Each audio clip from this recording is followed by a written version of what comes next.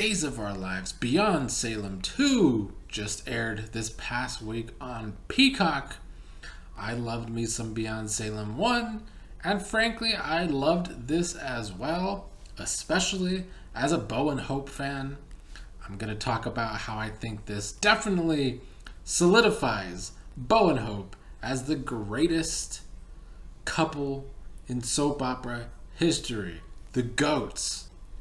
And I was originally going to count Beyond Salem in my rankings with Days of Our Lives, but I didn't find that to be fair because I find the actual main show, Days of Our Lives, to still be pretty bad. The writing on the main show has been terrible, in my opinion, like I've been saying on this channel for like 9 or 10 months now. And I don't see it getting better anytime soon, sadly. So I'm going to only count Days of Our Lives with the main show in the rankings. But I have to talk about Beyond Salem, for sure. And I'm going to try not to get emotional here. Because, and not just about Bo and Hope, which I did get a little emotional about Bo and Hope. But I'm going to talk a little personal stuff here first. Don't normally do that on this channel, but I feel compelled to do so. So when I first started watching Days of Our Lives as a kid with my grandma, like in the early and mid 90s, I would come home from school some days and watch Days of Our Lives. My earliest memories are Carly buried alive, Peter Reckle returning as Bo, Kristen, and all the characters Eileen Davidson was playing. Those are my definite earliest memories. From like 94 to 97, I would watch it off and on when I came home from school with my grandma. But then I didn't watch it much after that until I was in middle school and one of my cousins lived with my grandma. He had old VHS tapes of Days of Our Lives and I watched them, got into old school Bo and Hope from the 80s. And this was like in the early 2000s when I was watching these VHS tapes of his. Even though it's not a well-received storyline, I did enjoy the first half of the Princess Gina storyline, which he also had on VHS. All of that made me the big Days of Our Lives fan. That's what got me into soap operas. And last week, my cousin passed away. And so Beyond Salem 2 meant a lot more to me this past week, since it was Bo and Hope oriented. And it also reminded me why I say the things I say the way I say them, because for too long soap opera fans were like just happy that soaps were still around despite the creativity of them being so poor. And then over the past 15 years, half of them were canceled. More than half of them were canceled. And so that is why I always want to see change when they need change, because I do want the soaps to stick around. There are all these stories about how soaps go generations in families. So that's why I get passionate about some of the things that I say when it comes to these soaps. But let's talk a little bit about Beyond Salem. I enjoyed it for the most part. Steve Burton as Harris. I wasn't sure how this was going to work, but the first episode alone, I was won over by the fight between Paul and Harris. I think, first of all, great to see Christopher Sean back. Always loved Paul. I think he's a great character, and I thought this fight was really well done. I saw some of the behind-the-scenes stuff, which was pretty funny as well about this fight. And their one breakaway table that was pretty cheaply made, but whatever. I enjoyed it. I thought this fight was great. I liked that we got some fight scenes with this Beyond Salem. Megan Hathaway returning was also a nice touch. And I really feel like bringing this story, making it the three prisms, going back to that 80s storyline, Bo dying of a brain tumor. The original Three Prisms story was Stefano wanted the prisms to heal his brain tumor. So that was a great tie-in. I think Ron is able to get more creative with Beyond Salem. He could push the envelope more. He didn't push the envelope as much this time as the first one. I mean, I guess you could say Eileen Davidson playing a man, the whole dick in his pants stuff was pretty funny. But I liked Paul and Andrew. I hope we see more of them, even if it's on the main show. I think that would work very well.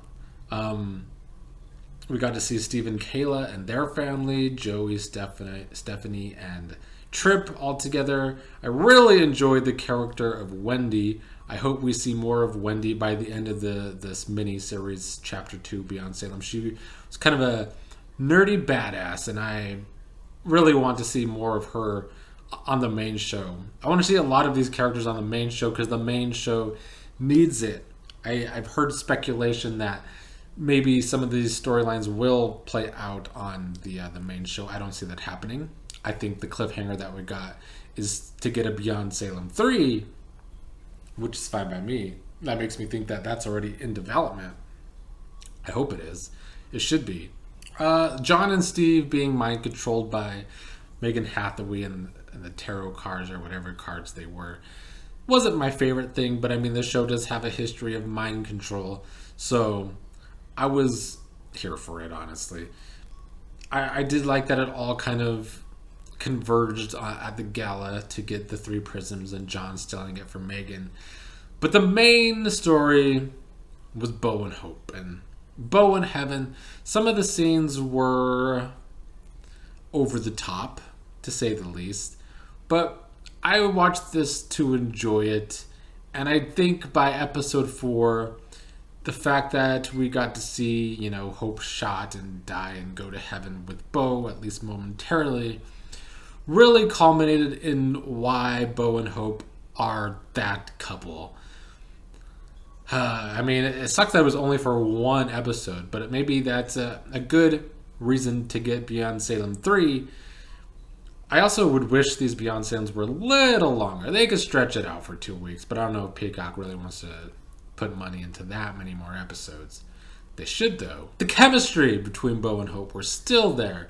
Peter Reckel and Kristen Alfonso, after all of these years, still have it.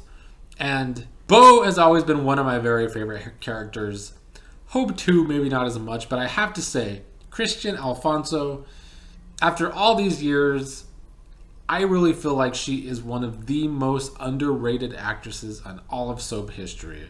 She always has given these performances that are, when she could get emotional, she does a great job. When Zach died back in the day,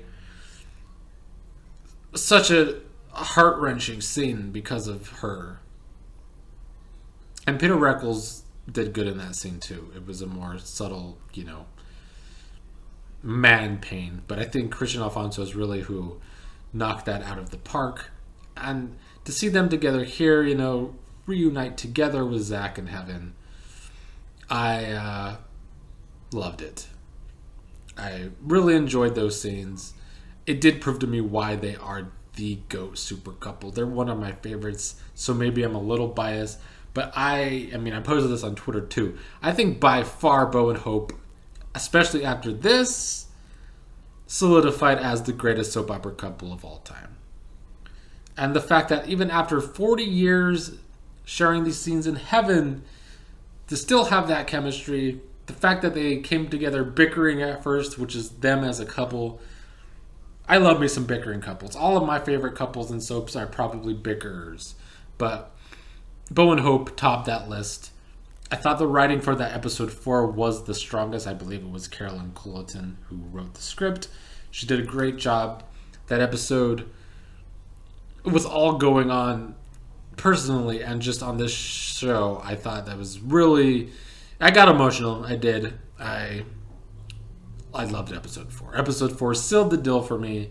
And then we also get the cliffhanger that Megan Hathaway has kept Bo basically frozen, has Bo's body, and now she has the 3 prisms, and she wants to fix his brain tumor. And that's the cliffhanger to either, I guess, continue on the main show, or we get Beyond Salem 3, hopefully sooner rather than later, I hope. I mean, it would be fine if it played on the main show too. It would very much help the main show's writing. But I kind of feel like they ended it this way to lead into the next Beyond Salem 3, giving it an episodic feel. And probably that's the only way they could get Peter Reckle back is more short time because the man lives in New Zealand.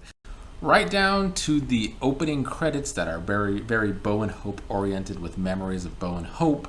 They even splurged the budget to get Tonight I Celebrate My Love, that song. So they went out to make this special for Bo and Hope. Yeah, I loved Beyond Salem 2. I love the first one too. I'm glad we're getting a part 3. It seems like anyway. Hopefully sooner rather than later.